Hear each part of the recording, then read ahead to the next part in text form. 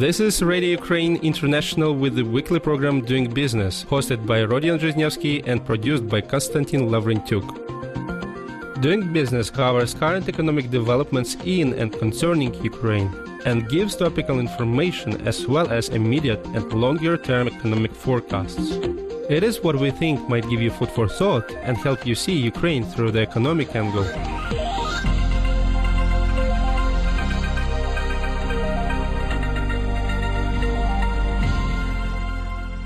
Today our program is dedicated to the topic of Ukrainians in Sweden. From the point of view of a potential immigrant, Sweden is very attractive as the country for permanent residents.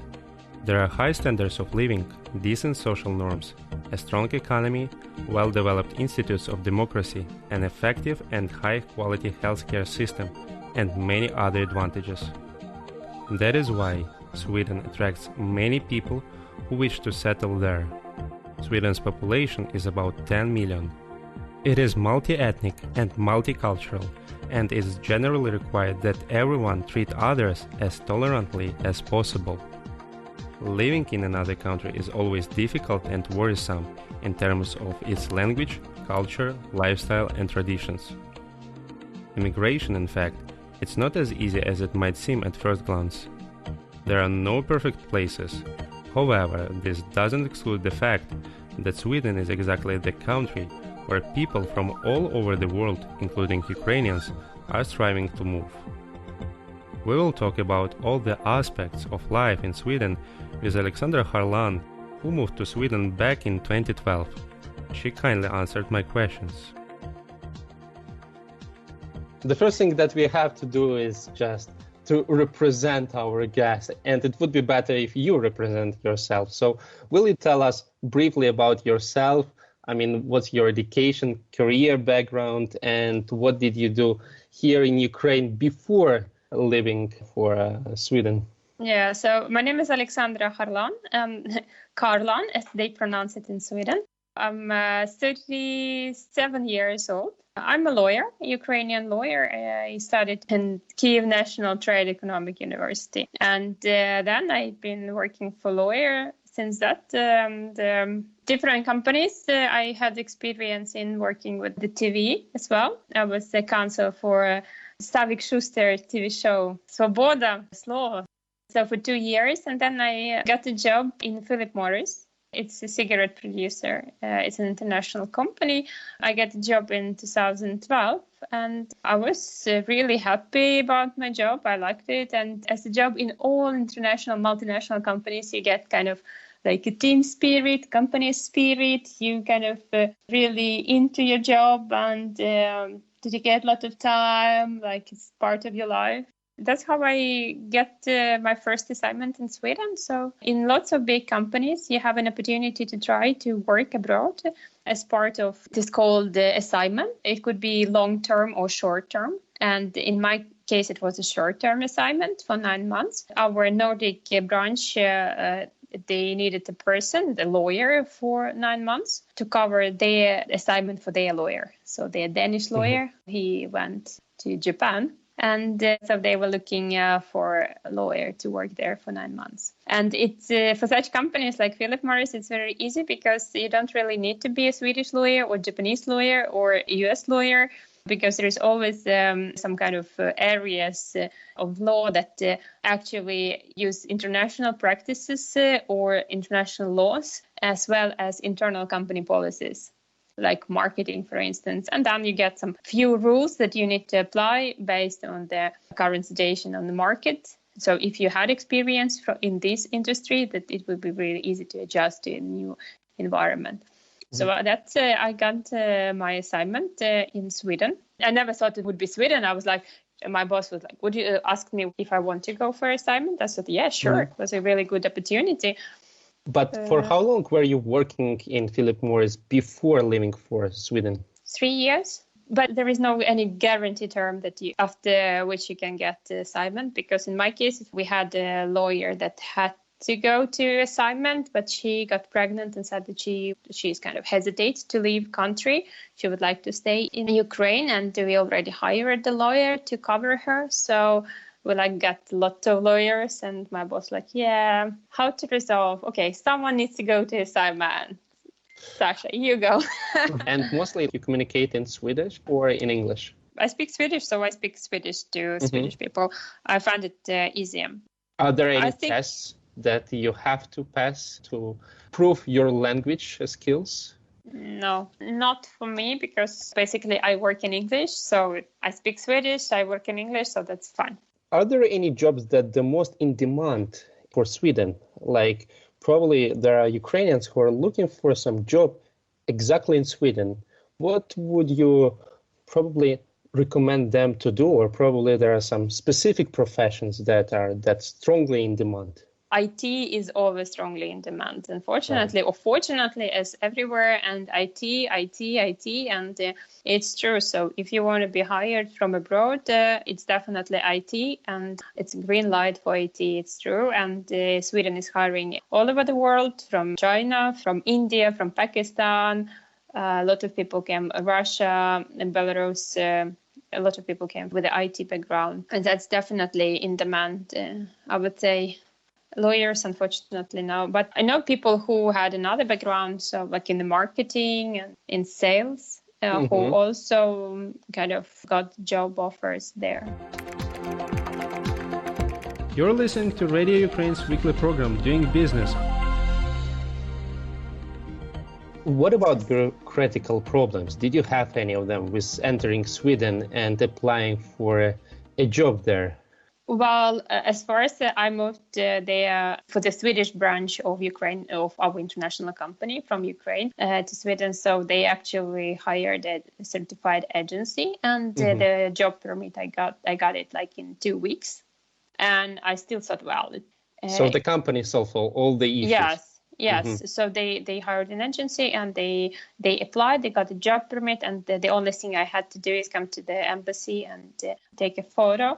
And then pick my card, the residence permit. And I thought it was not really smooth, because Swedish embassy had only 1 day a week that they accepted those visitors. And I was like, really? But if you apply by yourself, it might take up to 1 year to get the job permit. So that is a problem. I don't know why it's done like that. Probably so to nivellate the amount or decrease the amount of people who are applying for job in Sweden. But Swedish bureaucracy is a special thing. But did you know the language? I mean, Swedish language before leaving? No, it was only English, yeah. As far as I know, Sweden is famous for its high level of knowing English language. Is it really true? Yes, it's true. All Nordics are very good in English, and the secret is that they watch all the movies in English. They really have a good English. However, if you go to some rural areas and then you basically want to kind of make friends, or you start talking to Swedish people in English on a daily basis that is not connected to their job, they kind of might be really hesitant. And as well as so the basic English is really, really good. But if, for instance, you somewhere in the rural area and you have a child in the kindergarten and you want to discuss her progress in school in English, that might be problematic. Or if you are in a hospital, so yes, sometimes you might meet people who are not so comfortable speaking English on an advanced level, but basic level it's really good. How did your family react to your suggestion to leave? Well, my mom was really happy.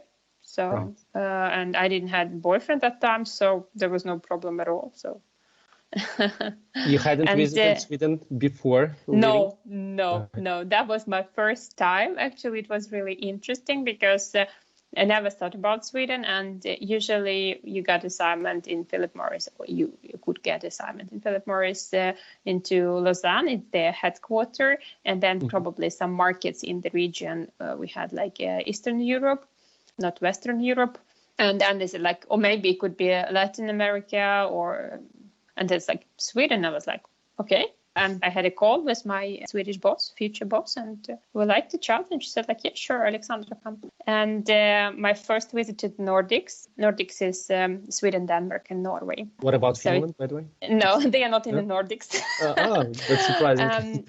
So they're geographically there, but culturally, and they have another language as well. So Danish, Norwegian, and Swedish, it's basically the same language. It was same language a long time ago. And it developed in each of the languages developed in different ways, but they do understand each other, and the basic of the language is the same, but not the pronunciation. You're listening to Radio Ukraine's weekly program, Doing Business. So you're there, you're in Sweden. I'm trying to imagine the first your days there. How did you solve your housing problem? Actually, as far as I got assignment, it was I had an apartment paid by my company, and it was really easy. So everything was covered, and it's funny because my experience in Sweden is a little bit different. Because when I just moved to Sweden, I thought it just kind of wonderland, partially because I had already a job and they already accepted me. Oh, Oleksandra, she's a lawyer. Yeah, she's from Ukraine, but she's our lawyer, so it's fine. And partially because all the paperwork was solved by my company. And after a year and a half, I had to reapply for my job permit and then to find another job. I wanted to have a permanent job, so I had to find it by myself. And then I actually faced the new reality of Sweden. So then I didn't have to look for an apartment that time because I moved to my husband-to-be, and he had an apartment. So it was a rental apartment, but we had a place to stay. But I had to find a job, and it took me 1 year, actually. So I started even before my contract expired, so in advance ahead of. And it took me 1 year to find a job, and probably 3 months to get the first job interview. I got a job offer actually, maybe 6-7 months after I started looking for a job. But it was in another city, and we didn't really want to move there because my partner, he had a job in the other part of Stockholm. And that was another city that was up north, and he worked down south in the southern part of Stockholm. So, yeah. So all the time you lived and worked in Stockholm, right? Correct. Yeah. Yeah. Okay. You said that you were looking for a job, your second job in Sweden. What can you say about relationships between employers and employees there in Sweden? Well, the attitude to employees is very good, actually. So the relationship is much better, between employers and the employees. It's much better in Sweden than in Ukraine. You have a better life-work balance. So you have better rights as employee. You have still powerful trade unions.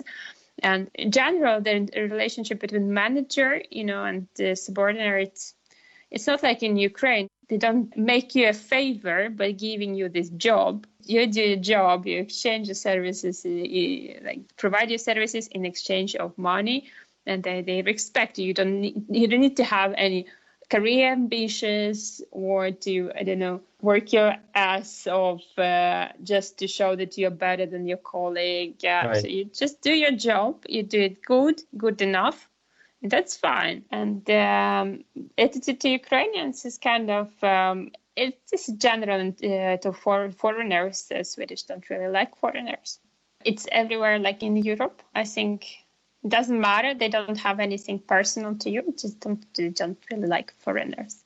They might like you then if they know you better. So, you're a good guy. We like you. But in general, they will be suspicious. There is one factor, probably it's misconception, that they keep their privacy that much. And I've heard there is something was said that they don't say hello to their neighbors just because they are not into small talk and so on.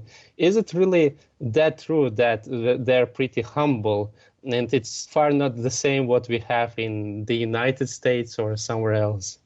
They will say hi to neighbors, but definitely not in the small talk. So It depends. If you have a talkative neighbor, especially pensioners, and they retired and they kind of like to talk to you, that's fine, but you don't have to do this. But maybe 10, 15 years ago, it would be like that. No one expected you to say hi to your neighbors. But it might be you actually can meet your colleague somewhere on the street and you just pretend that you don't know him or her, and that they do the same. Because, you kind of work together, but you're not obliged to do small talk or say hi to each other. So that's fine. You're listening to Radio Ukraine's weekly program, Doing Business. I would like to ask you about apartments. If it's not a secret, approximately how much do you pay for it? Are there any additional housing costs that you have to pay for? We bought our apartment last year. Right. I have a mortgage. Me and my husband, we have a mortgage. And so we pay, the mortgage depends on how much you borrowed from the bank. And so you have to pay approximately 1 or 2% of the mortgage. You have to pay back the body of the loan. And then you pay also the interest rate. Interest rate is about 1.5% to 2%. So it depends. And then you also pay for like monthly allowance that you pay to cover housing expenses to it's called union. So if you buy a house or apartment, it's probably part of the union. So the legal entity it's like something that we had in the Soviet Union. It's called cooperative. People they owe everything. They owe apartment, all the territory and the area of the buildings of the whole building there. Right. And then they share the costs for the maintenance. And then they also include some costs that for utilities, for if you have usually garbage, some recycling. We have a recycling station in the basement, and then some common areas like room for bicycles, room for baby trolleys, and storage. We have a small storage, and they divide it on small cages where you can actually store your clothes that you don't use, furniture or something like that. And that is quite expensive. We pay €450 per month. It includes everything except of electricity and warm water. And this is basically we have a 3-room apartment. The price depends on how many rooms you have, and then also how old your building is. From housing issues, let's move to food and transportation.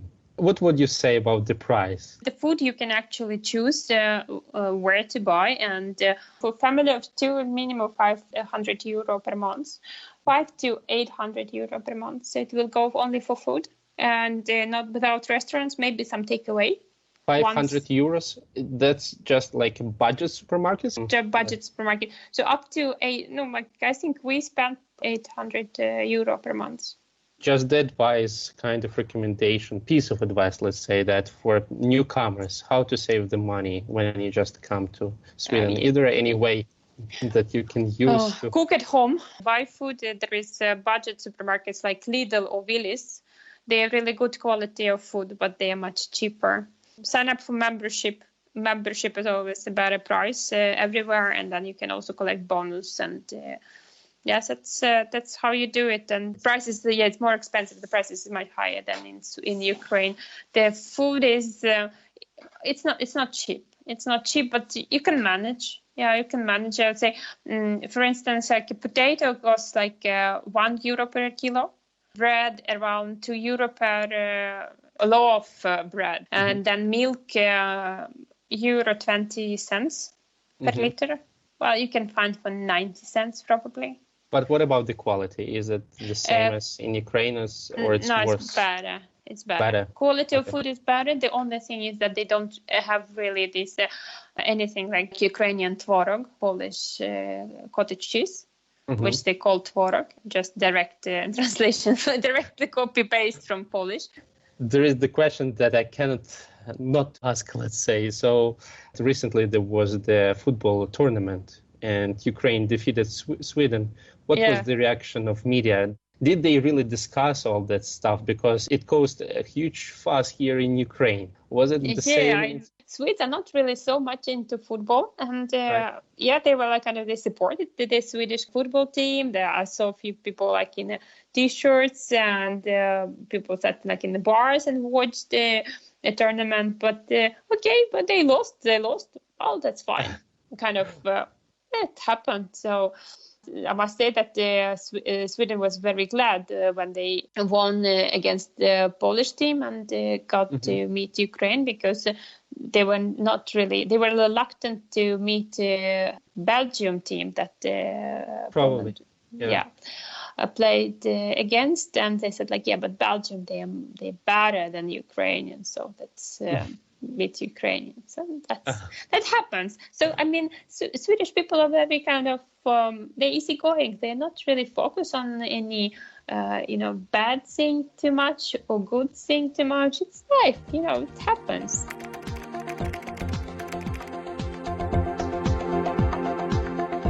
You're listening to Radio Ukraine's weekly program, Doing Business. As far as I know, they don't sell alcohol in the supermarket. There is another store where you can buy it. Is it really true, or it's it's true. It's a government monopoly, actually. When Sweden joined the European Union, they asked for 2 exemptions from the treaty, is to have the government monopoly, because it's forbidden by EU treaty, and they still have the Systembolaget. It's a government monopoly that sells alcohol, and you have to go to store to buy alcohol. You can buy light beer up to 3.5% alcohol in the supermarket, but that's all. It works half day on Saturday, and it closed on Sundays. So do they really keep this healthy lifestyle in Sweden? Yeah, they do. To go to gym, it's basically like a second work, and you don't have membership in the gym. It's basically who are you? People are really keen on running and cycling. This is basically, so you have to cycle to city, into city. Is it to your good work. Infrastructure for cycling there? Yes, it's really good. And in most of the office buildings, they have a shower in the first floor, so you can take a shower after you cycle to work, and you park your bicycle. So it's really nice there. And there is a special lines for bicycles, so you don't really have to cycle on the pedestrian area. The focus is actually to make driving as much expensive as possible. Plus, parking in the city center is very expensive. I'm not into running or cycling yet, but I already got my bicycle, so I will at least try to cycle to work, maybe.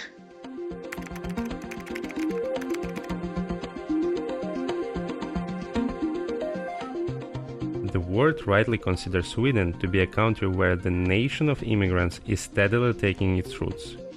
It is one of the leading countries in the whole European Union, judging by the number of submitted requests for political asylum. About 20% of the total population living in Sweden are foreign citizens. Immigrants, including Ukrainians, are a powerful tool influencing the country's demography, culture, and mentality.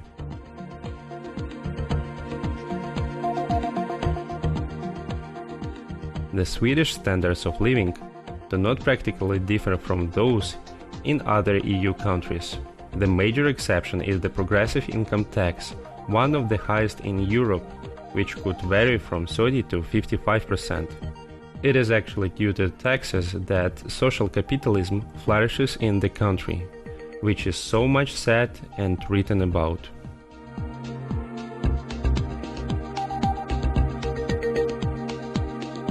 And that was the end of the program about Ukrainians in Sweden.